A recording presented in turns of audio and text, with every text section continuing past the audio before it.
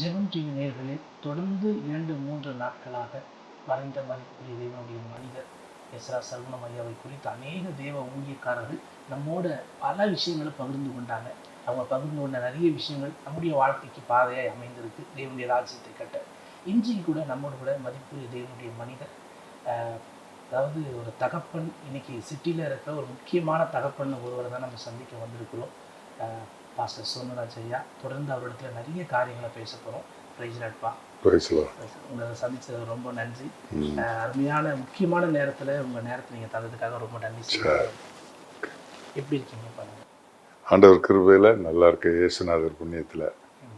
Okay, இப்போ மறைந்த பேராயரை குறித்து முதல் அவங்களுடைய சந்திப்பு எப்படி இருந்துச்சுப்பா? எங்கே நீங்கள் பார்த்தீங்க, பேசுனீங்க?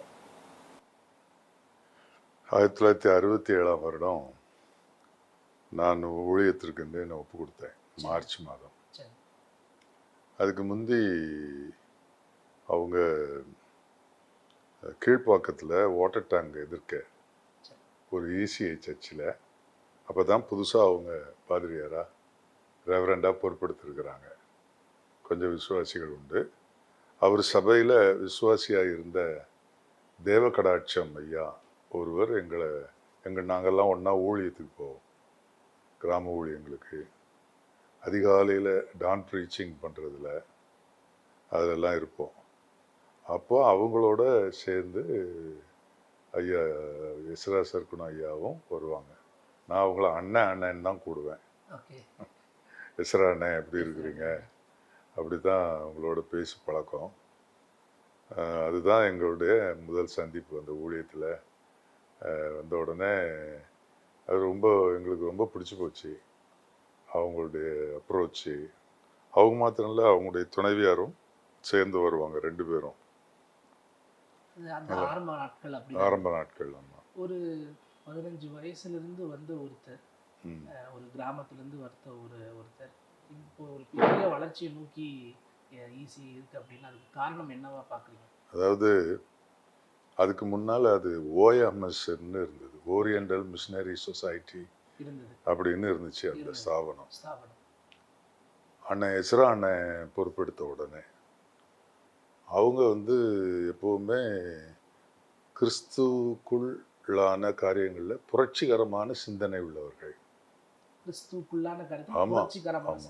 அதாவது அவங்க தெருப்பிரசங்கெல்லாம் பண்ணாங்கன்னா பயங்கர வைராக்கியமாக பேசுவாங்க, யாரை பற்றியும் பயப்பட மாட்டாங்க. ஆமாம். சில டெம்பிள்களுக்கு பின்னால் டெம்பிள்ல இருந்தே கரண்ட் எடுத்து மீட்டிங்லாம் போட்டிருக்கிறோம். அதில் அவங்க பேசியிருக்கிறாங்க.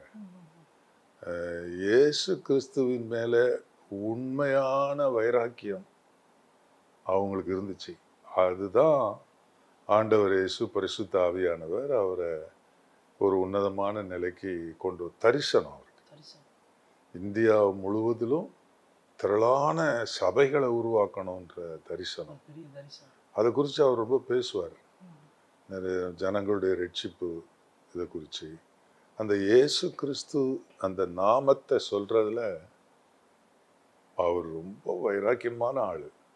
இயேசு கிறிஸ்து அப்படி அதுக்கு இணையா எதுவுமே இல்லைன்றத ஆணித்தரமாக சொல்லுவாங்க, கம்பேர் பண்ணி சொல்லுவாங்க. இப்போ நம்ம டிவியில் பேசுறதுனால எல்லாத்தையும் வெளிப்படையாக நம்ம பேச முடியாது. ஆமாம். இயேசு கிறிஸ்துவின் மேலே உண்மையான ஆழமான வைராக்கியம் உள்ள ஒரு ஊழியர் அவர். அவரிடத்துல இப்போ எல்லாரும் நீங்க கண்டிப்பா ஆரம்ப காலத்துல இருந்து பழகிறதுனாலப்பா உங்களுக்கு ரொம்ப பார்த்து நீங்க வியந்த விஷயம், ரொம்ப ஆச்சரியமா இருக்கு, இது எப்படி இதெல்லாம் இப்படி பண்றாரு அப்படின்றது, நீங்க அந்த விஷயங்கள் ஏதாவது ஷேர் பண்ணுங்க. அதுல ரொம்ப முக்கியமா சபைகள் அவர் ஒரு தரிசனத்தோட சபை என்ற பேர் ECI, Evangelical Church of India அப்படின்னு வரும்போது அவர் கூட அவர் வயதை உடைய நிறைய போதகர்கள் ஓஎம்எஸ்ல இருந்தாங்க. அவங்கள அநேகர் இப்போ இல்லை, இவங்களுக்கு முன்னே போயிட்டாங்க. ஆனால் அவரோட அவங்க அதுக்கு எதிர்த்து போராடுவாங்க. ஆனால் நிறைய போராட்டங்களை சந்தித்தவங்க அவங்க. யார் போராட்டம்னா வெளியாட்கள் யாரும் கிடையாது. என்ன உன் வீட்டாரே உனக்கு சத்துருன்னு ஆண்டவர் சொல்லியிருக்காரு இல்லையா? அது மாதிரி அவர் கூட சேர்ந்தவங்க தான். அவருடைய தரிசனம், அவருடைய காரியங்களை நிறைவேற்றுறதுக்கு ரொம்ப, அதாவது ஓரியண்டல் மிஷனரி சொசைட்டி ஓஎம்எஸ்ன்னு இருக்கிறத விட ஆமாம் இவாஞ்சலிக்கல் சர்ச் ஆஃப் இந்தியா அதில் வந்து ஆமாம் இந்தியா ரட்சிக்கப்படணுன்றதுல அவங்களோட ரொம்ப ஜோவியலாக பேசுகிறவங்க, ரொம்ப ஜோவியலாக பேசுவாங்க, கலகலன்னு பேசுவாங்க. வைராக்கியமான பிரசங்கியார் அவர்.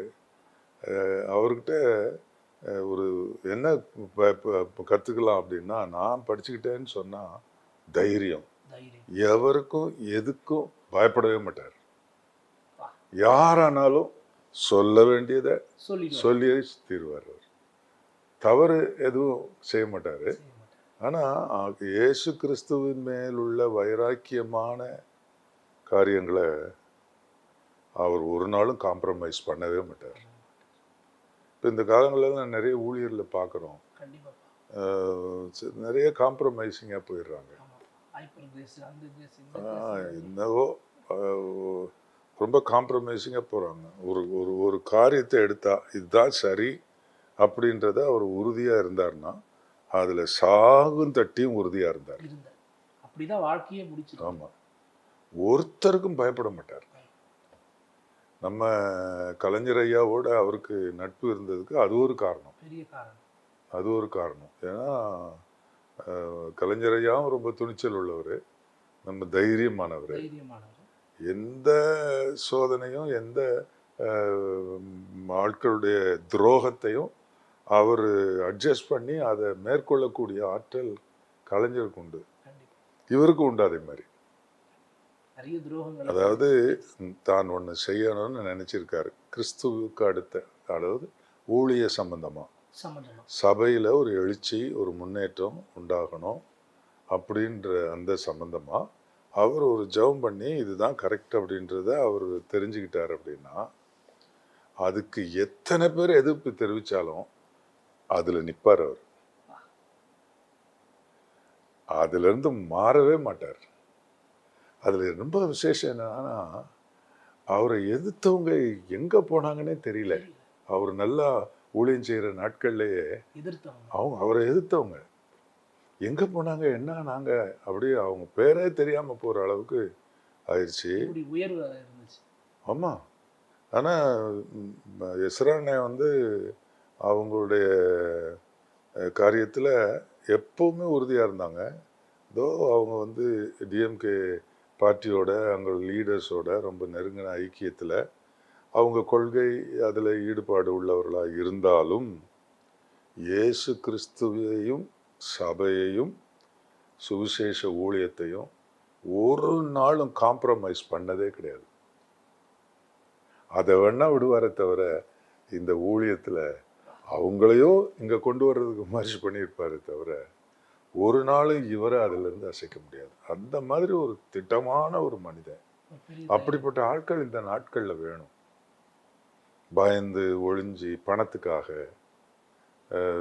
ஒரு சும்மா ஒரு பேர் புகழ் வர்றதுக்காக, ஆட்கள்கிட்ட ஃபேம் சம்பாதிக்கிறதுக்காக நிறைய பேர் மாறி மாறி மாறி மாறி போகிறாங்க. அப்படி அந்த மாதிரி ஆட்களை கர்த்தர் யூஸ் பண்ண மாட்டார். இவர்கிட்ட நிறைய குறை சொல்லுவாங்க. ஆனால் ஆண்டவர் இயேசுகிட்ட கேட்டால் அவரை பற்றி இயேசுநாதர் அருமையாக சொல்லுவார். நான் சொல்கிறத விட அதிகமாக சொல்லுவார். கண்டிப்பாக.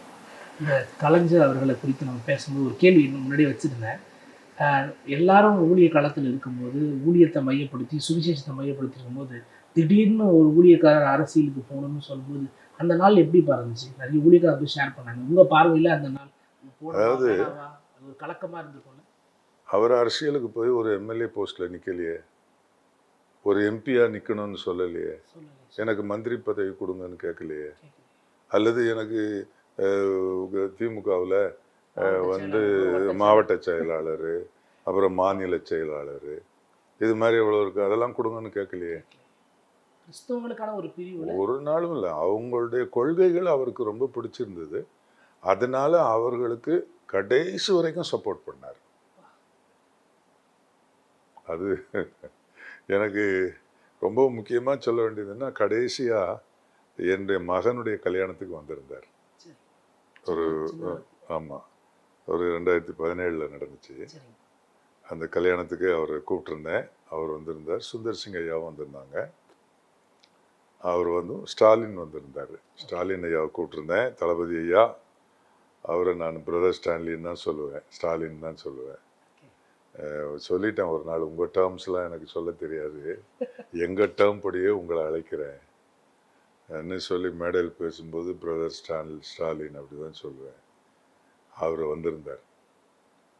அப்போ இவர் வந்திருந்தார். வந்துட்டு நம்ம ஸ்டாலின் ஐயாவை பார்த்து அவர் சொன்னார், ஸ்டாலின் பத்தியா எவ்வளோ கூட்டம் பத்தியா, அவ்வளோ ஓட்டு நமக்கு தான்.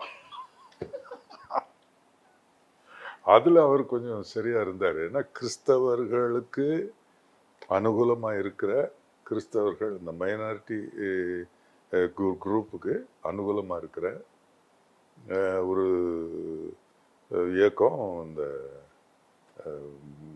திமுக இயக்கம். அதனால எல்லாருமே பெரும்பாலானோர், ஒரு 90% ஆட்கள் அவங்களுக்கு ஆதரவு தெரிவிக்கிறாங்க. நாங்களாம் அவங்க அந்த கட்சியில் இல்லை. நான் அந்த அவர்களை ஆதரிக்கிறேன். எனக்கு எந்த கட்சியில பொறுப்பு இல்லை. அதுக்காக என்ன திமுக காரன்னு சொல்லிடலாமா? நான் இயேசுவுக்கு தான் வைராக்கியம் உள்ளவர். அதே மாதிரி தான் அவரு பார்ட்டியில் உள்ளவங்களுக்கெல்லாம் இயேசுவை சொல்லியிருப்பாரே தவிர, பார்ட்டியில் ஒரு மீட்டிங் நடக்க அவருக்கு ஒரு பேச மேடையில் இடம் கிடைச்சிதுன்னு சொன்னா இயேசுவை சொல்லாம ஒரு இதை முடிக்கவே மாட்டார். அந்த மாதிரி ஏன் அவரை திமுக காரன்னு சொல்றதை விட, தனக்கு பிடிச்ச ஒரு இயக்கத்தில் அவர் கடைசி வரைக்கும் இருந்து அவங்ககிட்ட சில அவருக்கு விருப்பம் இல்லாத காரியங்களை சொல்லுவார். அதிலெல்லாம் காம்ப்ரமைஸ் பண்ணவே மாட்டார். அதனால அவங்களுடைய நட்பு கலைஞர் இருக்கிற வரைக்கும் எஸ்ரானனுக்கு அவங்களுடைய நட்பு நல்லா இருந்துச்சு. நிறைய காரியங்கள் ரொம்ப அழகாக சொல்லிட்டு இருக்கீங்க. இப்போ முக்கியமாக இந்த சபைகள் தாக்கப்படும் போதெல்லாம் என்னை கொண்டுட்டு கூட நீங்கள் வந்து சபையை இடிங்க, அந்த மாதிரி காலகட்டத்தில் நீங்கள் பார்த்தீங்களா? அந்த மாதிரி விஷயங்களுக்கு என்னென்ன பண்ணுங்க? அதில் இப்போ இயேசுநாதருக்காக வைராக்கியமாக நின்னாங்கன்னா, எங்கேயாவது ஒரு அதாவது ஈசிஐ சர்ச்சு, அதில் அதனுடைய காவலர் அவர்னு சொல்லலாம். அந்த சர்ச்சு நிறைய கவர்மெண்ட் லேண்டில், புறம்போக்கு லேண்டில் தைரியமாக கட்டிடுவார். நீங்கள் பார்த்தீங்கன்னா ஹைவேஸில் போனீங்கன்னா நிறைய ஈசிஐ சர்ச்சை பார்க்கலாம். அதுக்கு ஒரு பேட்டர்ன் வச்சுருக்குறாங்க. அதில் ஒர்க் பண்ணுறவங்க கமிட்டடாக ஒர்க் பண்ணுறாங்க. இன்றைக்கி ஈசிஐ ஸ்தாபனம் நல்லா வளர்ந்துருக்குது. நிறைய அங்கத்தினர்களை கொண்ட ஸ்தாபனமாக அது இருக்குது. தரிசனத்தை மையப்படுத்தி நல்லா வேலை செய்கிறாங்க. அவங்க நல்லா வேலை செய்கிறாங்க. இதுக்கு பாஸ்டர்ஸ் எல்லாருமே நல்லா வேலை செய்கிறாங்க. ஒவ்வொரு ஏரியாவுக்கும் பிஷப் நியமிச்சிருக்கிறாங்க. அவங்க அந்த அந்த நிர்வாகம் வந்து ரொம்ப அருமையான செட்டப் உருவாக்கியிருக்கு. ஆமாம். அவர் ஒரு நிர்வாகம் பண்ணும்போது அந்த நிர்வாகத்தில் ஏதாவது கோளாறு அது இதுன்னு யாரும் பேசினா அந்த நிர்வாகத்தில் அவங்க இணைஞ்சு இருக்க முடியாது. அதை எப்படி அதை சரி செய்யணுமோ அதை அருமையாக செய்திருவார். அதனால அவர் வந்து இந்த இயக்கத்தை ரொம்ப நல்லபடியாக, யாராவது சர்ச்சில் கரெக்டாக பண்ணிட்டாங்க, சர்ச்சுக்குள்ளே இருக்கிறவங்களே பிரச்சனை பண்ணிட்டாங்க அப்படின்னு சொன்னால் அதில் முதல்ல போய் நிற்பார் அவர். அது வெளியே இருந்து பிரச்சனை வந்தாலும் சரி, உள்ளே இருந்து பிரச்சனை, அதிகமாக உள்ளே இருந்து தான் பிரச்சனை வரும். சபைக்குள்ளே வந்து கமிட்டி அது இதுன்னு வச்சுருக்கும்போது சிலர் வந்து விரோதமாக, தலைமைக்கு விரோதமாக பேசும்போது அவர் செய்வார். சில ஊழியர்கள் தலைமைக்கு விரோதமாக அங்கத்தினர்களோடு பேசும்போது அதையும் மேற்கொள்வார். எல்லா சர்ச்சிலையும் அவருக்கு நல்ல சாலிடான ஆட்கள் இருப்பாங்க. அதாவது இந்தியா முழுவதும் ஒரு 10,000 சபை இருக்குதுன்னா அந்த 10,000 சபையிலையும் ஏறக்குறைய அவருக்குன்னு முக்கியமான ஆட்கள் அந்த சபையில இருப்பாங்க. என்ன நடக்குது சபையில அப்படின்னு அவங்கள கேட்டு தெரிஞ்சுக்கிடுவாரு. தெரிஞ்சுக்கிட்டு அதுக்கு தக்கபடி அவர் செயல்படுவார்.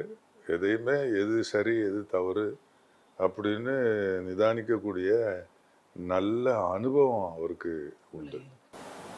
பர்சனலாகவே நல்ல ஒரு ஆமாம் முக்கியமான கட்டத்துக்கு வந்திருக்குமா. இப்போ அந்த ஊழியத்தை அடுத்த நடத்தக்கூடிய இன்னைக்கு அவர் இருக்கும்போதே ஒரு நல்ல தலைவர்கள் வந்து அவங்க இருக்கும்போதே ஒரு நல்ல தலைவரை உருவாக்கணும்னு சொல்லுவாங்க.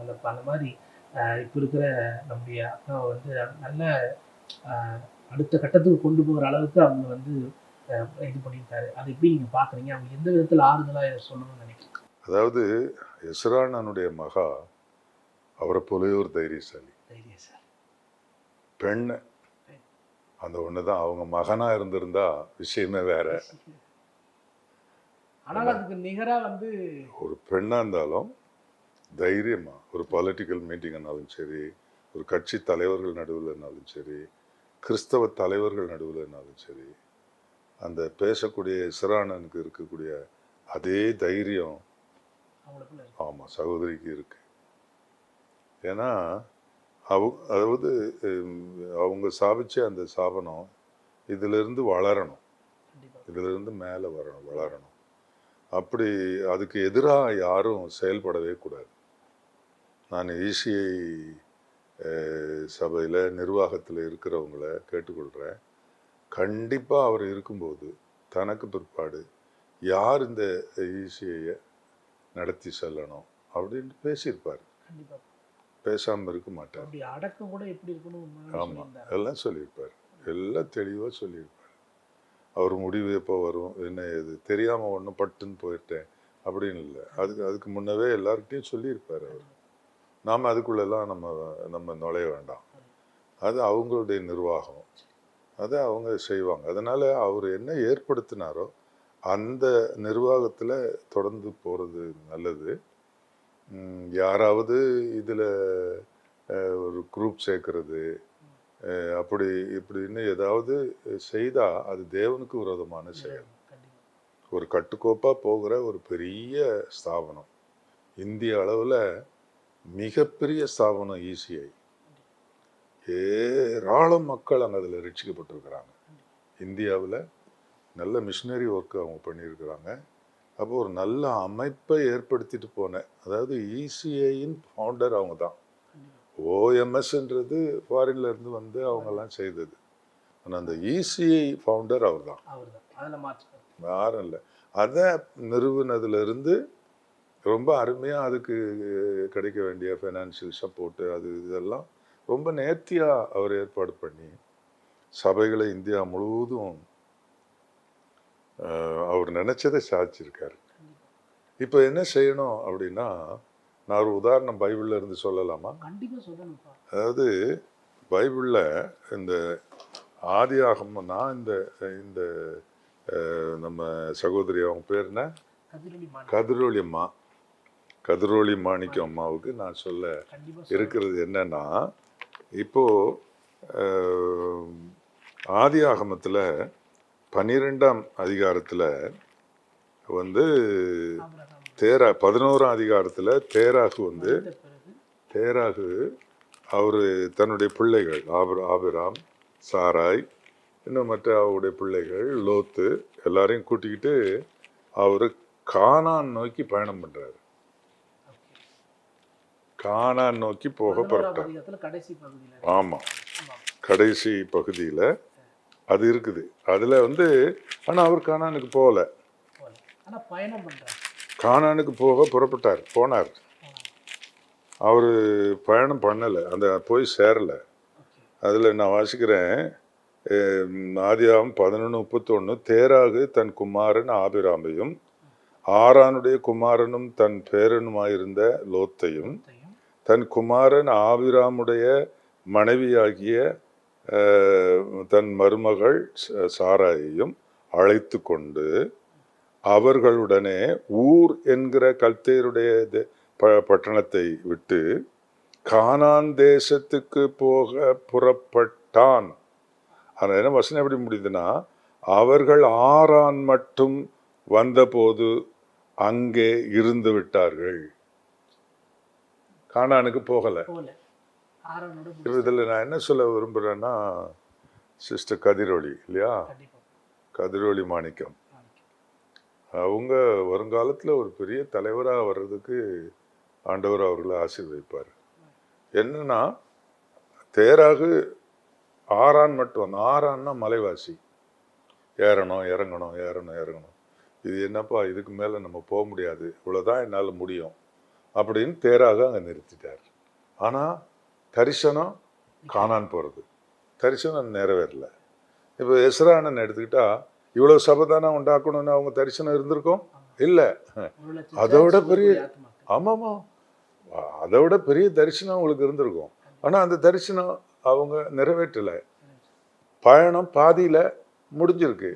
மீதி உள்ள பயணத்துக்கு நீங்கள் பாருங்கள், அதே இதில் 12ஆம் அதிகாரத்தில் எங்கே முடிச்சிட்டாங்களோ, தேராக முடிச்சிட்டானோ அதே இடத்துல ஆண்டவர் விடலை. ஆமாம், என்ன செய்கிறார் 12ஆம் அதிகாரத்தில், கர்த்தர் ஆபிரகாமை நோக்கி, நீ உன் தேசத்தையும் உன் இனத்தையும் உன் தகப்பன் வீட்டையும் விட்டு புறப்பட்டு நான் உன்னைக்கு காண்பிக்கும் தேசத்துக்கு போ. ஃபர்தர் ஜேர்னி இருக்குது, நின்று போகலை. எஸ்ரா அண்ணனோட இந்த ஊழியம் நின்று போகலை. அதாவது அதை நான் என்ன சொல்ல விரும்புகிறேன்னா, இசிஐ நிர்வாகிகளுக்கு எஸ்ரானை ஏற்படுத்திட்டு போனதை அப்படியே மெயின்டைன் பண்ணுறது, அப்படியே மெயின்டைன் பண்ணு. சில பாஸ்டருடைய பிள்ளைகள்லாம் அப்படி தான், அவங்க கஷ்டப்பட்டு சர்ச்சை கட்டி எல்லாம் கட்டினா இவங்க பிள்ளைகளாக இருக்கிறதுனால போதகராக வந்துடுவாங்க. வந்துட்டு அதை மெயின்டைன் பண்ணுவாங்க. அதை கூட மெயின்டைன் பண்ண முடியாத ஒரு நிலைக்கு வருவாங்க.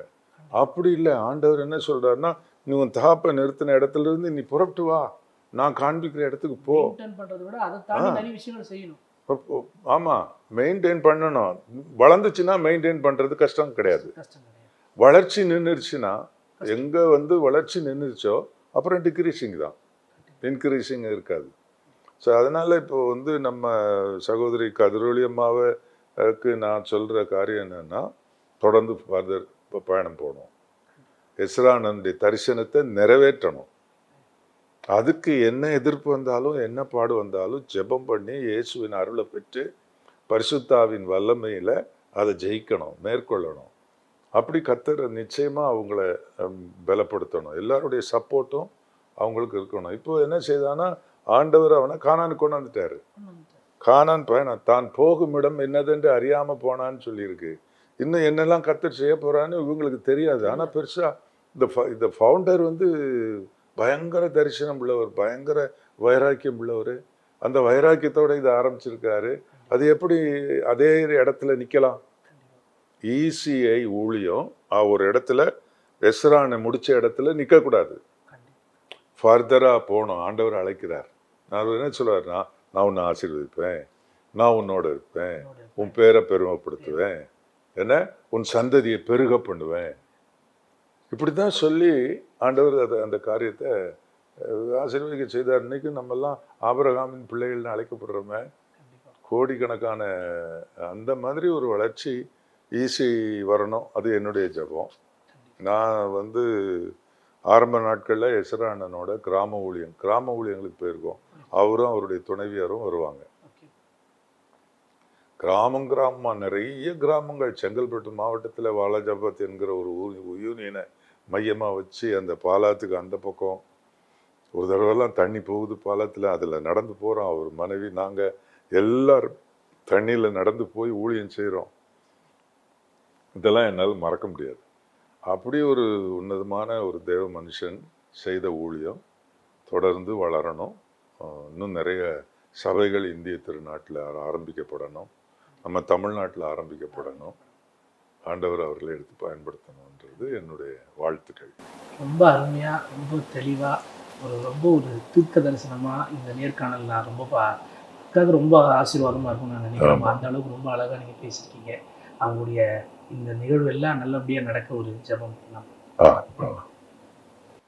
கிருபையுள்ள பிதாவே, அன்பின் தகப்பனே, ஆண்டவராகிய இயேசு கிறிஸ்துவின் நாமத்தினால ஆண்டவரே, இந்த நேரத்தில் உம்முடைய சமூகத்தில் வருகிறோம். அண்ணன் எஸ்ராவை நீர் அழைத்து கொண்டீர். ஆண்டவரே, எஸ்ரா சர்க்குணா அண்ணன் அவங்க ஆரம்பிச்சது, அவங்க வைராக்கியமாக இருந்தது, உமக்காக உம்முடைய காரியத்தில் அவங்க பயப்படலை. நீர் சொன்னதை செய்கிறதுக்கு அவங்க பின்வாங்கவே இல்லை. ரொம்ப தைரியமாக நின்று எந்த எதிர்ப்பையும் எந்த காரியத்தையும் அவங்க சமாளித்தாங்க. இந்த ஊழியம் தொடரணுமே ஆண்டவரே, இந்த ஊழியம் தொடரணும். உம்முடைய ராஜ்யத்தில் நாங்கள் சந்திக்கும் போது ஆண்டவரே, உம்முடைய ராஜ்யத்தை, உம்முடைய நாமத்தை பிரஸ்தாபப்படுத்துகிற, உம்முடைய ராஜ்யத்தை கட்டி எழுப்புகிற ஒரு ஸ்தாபனமாக இது இருக்கணும். கதிரொலி அம்மாவுக்காக ஜெபிக்கிறேன், மாணிக்க ஐயாவுக்காக ஜெபிக்கிறேன். கர்த்தருடைய கிருபை, அவருடைய கையில் இருக்கிற பொறுப்பு, அவங்க நல்ல ஜெபம் பண்ணி பரிசுத்த ஆவியின் வல்லமையை பெற்று கர்த்தருடைய நாமத்துக்கு மகிமையா இந்த ஊழியத்தின் தரிசனத்தை நிறைவேற்றுகிற மகளாக உம்முடைய மகளை நீர் ஆசீர்வதியும். தேவ கிருபையிலே தாங்கி நடத்தும். நிறைவான ஆசீர்வாதத்தோடு வழி நடத்தும். இந்த அடக்க ஆராதனைகள் எல்லாம் நல்ல முறையில் உம்முடைய நாமத்துக்கு மகிமையா இருக்க ஜெபிக்கிறோம். ஆசீர்வதியும். இயேசுவின் நாமத்தில் ஜெபிக்கிறோம் நல்ல பிதாவே, ஆமென். ஜெபன் டிவி நல்லா இந்த காரியத்தை தொடர்ந்து நீங்கள் ஜனங்களுக்கு எடுத்து செல்றீங்க. உங்களுடைய முயற்சியை கர்த்தர் ஆசீர்வதிப்பார். உங்கள் ஊழியம் சிறக்க என்னுடைய வாழ்த்துக்கள். God bless you.